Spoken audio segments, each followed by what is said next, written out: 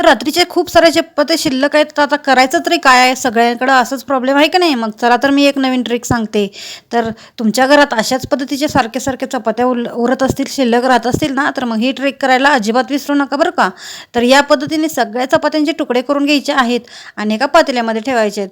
तर आता काय करायचं आहे, काजू, बदाम, खारीक, खोबरं, वेलची, जायफळ आणि गूळ किंवा तुमच्याकडे साखर अवेलेबल असेल तर साखर घ्यायचं आहे. एका पातेल्यामध्ये 2 चमचे किंवा एक पळी भरून अशी तूप टाकायचं आहे आणि त्या तुपामध्ये तुम्हाला हे सगळे ड्रायफ्रूट्स भाजून घ्यायचे आहेत या पद्धतीने.